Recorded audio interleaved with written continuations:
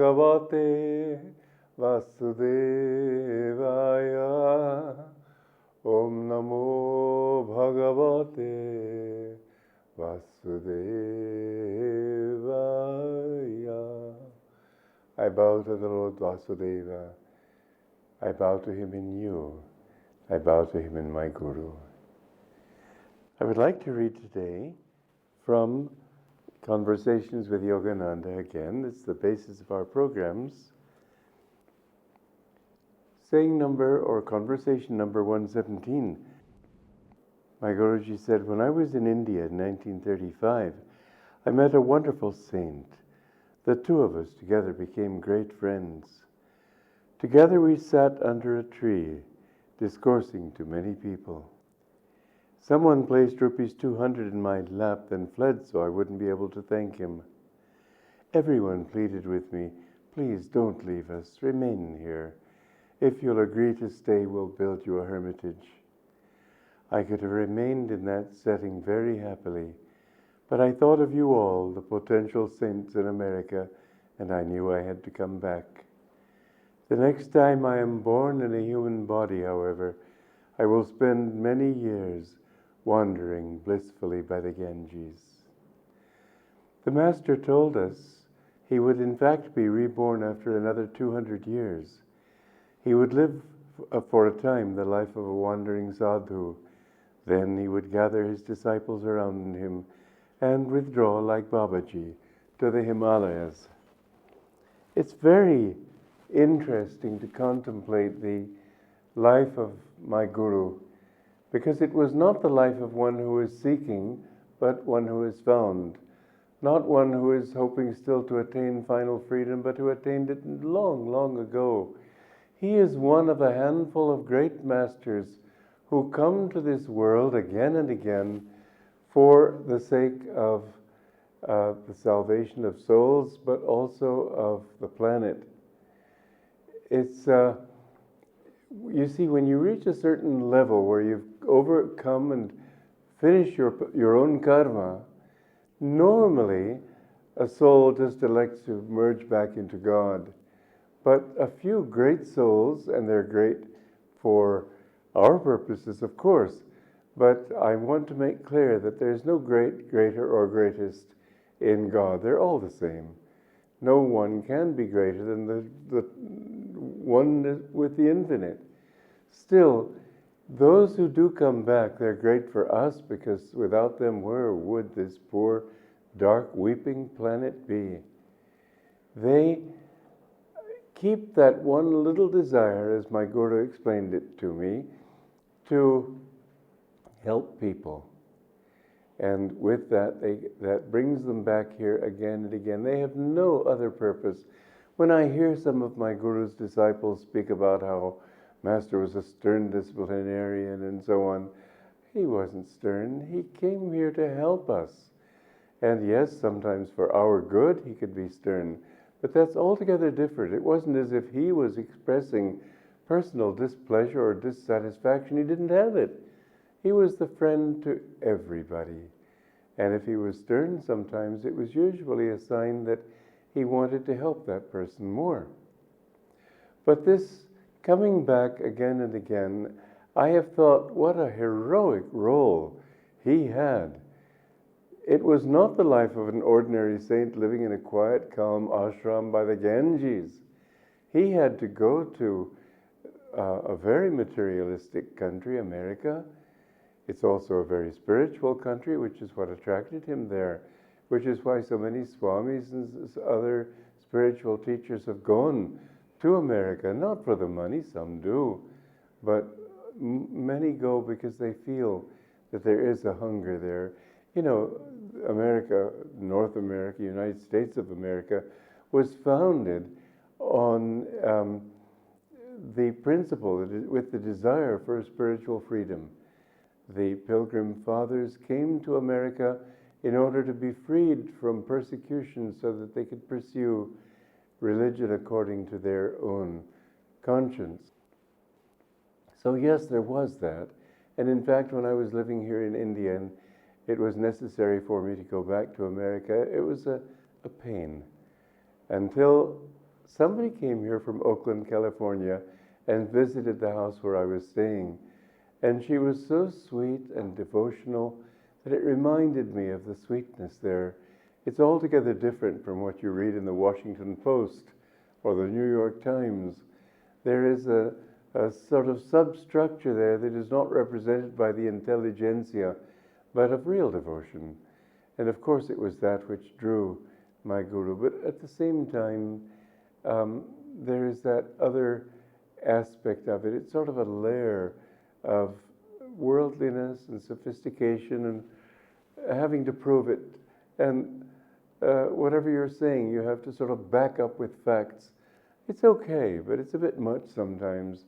I can think how it must have been difficult for him. I know Swami Vivekananda, when he went to America, he used to suffer moods of I don't know if that's the right word, but it was certainly difficult for him. Tagore, when he went there, it was a very painful experience for him. And my guru had to live there for 32 years, braving those materialistic climbs.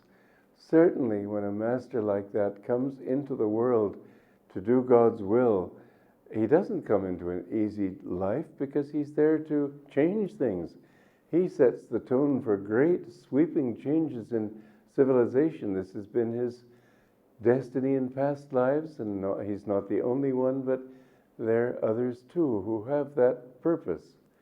Nonetheless, you can imagine that after that, they want a period of rest. And so he told us he would be with his guru in Hiranyaloka, in the astral world, for a couple of 100 years. It's not very long in the astral world. And then that he would come back here and live a life more of retreat and seclusion. And he said his own disciples also, they too, after all, they've come to him as disciples. They want God.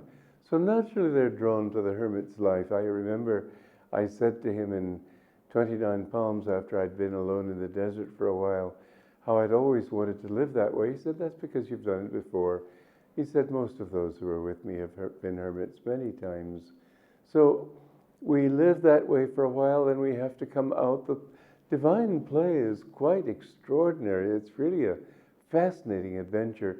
For instance, he told us that Abraham Lincoln had been a yogi in the Himalayas who died wanting to bring about racial equality, and so he was born in America and became Abraham Lincoln. Then he had to go through that sort of experience that he'd gone through as the president, not appreciated, not understood, having to do a really great work. But because of that lack of appreciation, he came back as Charles Lindbergh, who was a person of, he didn't do much. I mean, yes, I suppose it was a big thing, but comparatively, after all, he was the first person to fly not all the way across the Atlantic. Well, yeah, I suppose it was a great thing, but in proportion to that deed, the popularity of that man is surely only accountable for that he didn't get the popularity he deserved in the life before. And I suspect that in the next life, he will be another time a yogi in the Himalayas. And so we have been this way as disciples of this great guru, sometimes with him in an outward role. And yet I know that in my life too, there's always been an inner longing for the life of a hermit, and just a sort of a thought, why do I have to do all this outward work? And yet he told me, you'd better do it, you'd better like it, it's what you have to do. And I have to admit that there is that desire to help people, and you can't help them hiding behind a bush. You've got to get out there. Well, that was his life, and we're just sort of little shadows of his running in his wake. But I can see how he surely, in his inner consciousness, it would be right and natural for him to have a lifetime where he can just wander by the Ganges. How often he expressed the wish to have that kind of life in his time. And when he met a great saint, Sri Rama Yogi, whom I had an opportunity to spend time with too, he said, that to me was India. That's what I love about this country. the love of God, the dedication to God. He said that he walked hand in hand with Yogi Ramaya, he was called at that time, and later became known as Sri Rama Yogi, in the ashram at Arunachala of Ramana Maharshi. And they walked hand in hand. He said, oh, if I'd been with him another half hour, I could never have left India again. You could see that human side. He was not human, but when you assume a human personality, you assume humanity. It's not as if you become sort of a megaphone. You take up that personality once again that you have overcome, but it's still a memory in your consciousness. And in that sense, it's eternal. You never leave your ego in the sense of dissolving it in the infinite. It ceases to exist. You become infinite. The infinite becomes infinite. But you remember that for a while the infinite played the role of Joe Blow or Paramhansa Yogananda. And that is the wonderful drama. You know, one good reason for finding God, apart from all the obvious ones, which is you'll never find happiness without it, you'll find fulfillment with it, you'll find oneness with everything. It's just an absolute perfection. But at the same time, just think of the drama of it all. And if we could just be behind it all and see this great drama of souls and how it isn't just one lifetime, it's so many lives. You come back again and again. And it's all God playing in these different roles. But then probably after that next life, you'll have another big role to do. But this one role, somebody asked me, or said to me, I should say, I'm sure you look forward to being with him then. Well, you know, I was sort of surprised by my own answer. I said, I'm not so sure. I don't want to have I don't want to assume my ego again. I want to merge in the infinite. And yes, I do have to admit to a really deep desire to help people, so maybe that's what will bring me back. But apart from that, I just don't want to be my ego relating, even to my guru. I'd rather be one with him in the infinite. This is the goal. And I'm probably a very ordinary soul rather than one of these diamonds who will indeed find himself just merging into that watchful state as he described when he saw his highest woman disciple at death. She just merged into that state of Brahman and became one with him. What a wonderful apotheosis to all these incarnations. Just think of it. All the sorrows, all the fulfillments, all of them temporary, all of them leading towards some goal. It's the best romance you could possibly imagine, the best novel you could imagine. And it doesn't have the normal ending that he described in talking about the average movie plot of a romance where the hero is so handsome and the heroine is so beautiful and they finally get married and everybody applauds and everybody goes out feeling happy that here finally was one story that ended happily. And as my guru said, the producer is very smart. He's clever. He doesn't let you see the morning after, as he put it, rolling pins and black eyes. He said, no, of course marriages don't always go that way, but still it's a compromise, and that too is a disappointment. It's a compromise with the perfection of love that our hearts long for. We all want to have perfect love, perfect happiness, perfect bliss. This is what God is. Now, he also, however, in wandering by the Ganges in solitude, is giving us a lesson for our own upliftment too. He doesn't have even to wander with God, he's in God.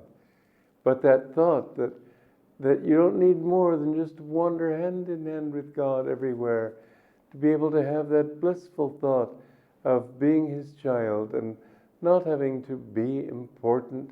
When you look at people, even Swamis, it's kind of pathetic to see how many of them are vying with one another for their own importance. What in God's name for? You're in this world for such a short time, it's not worth it. A few puffs and you're gone. And where are all those beautiful flower malas and people touching your feet and everybody saying, Maharaj, what does it all mean, for heaven's sake? You're just a child of God. That's all any of us is.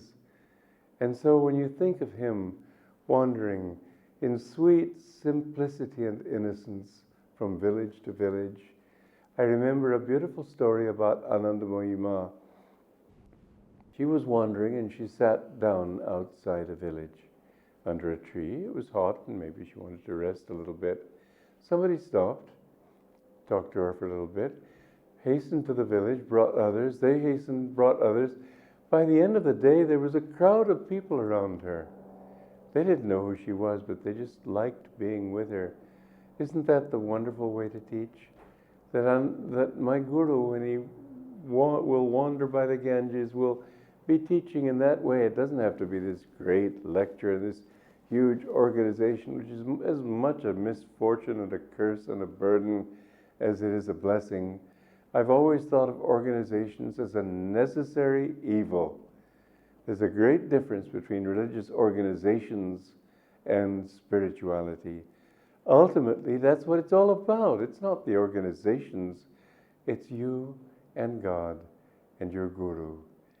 I think of the life of St. Francis, how he left a very wealthy home and just wandered in the fields with God, and how thousands came to him. What a wonderful life that was. You know, I wrote a slideshow. I've taken a lot of slides just for the fun of it. And then I did a slideshow about his life. And I wrote a number of songs for that. And one of the songs that I wrote was just as I visualized him dancing in the fields with God. Father, now that I wander with thee, flowers and fields seem alive with thy joy. This was the essence of this song. We're going to sing it to you now. I hope you like it. Joy to you.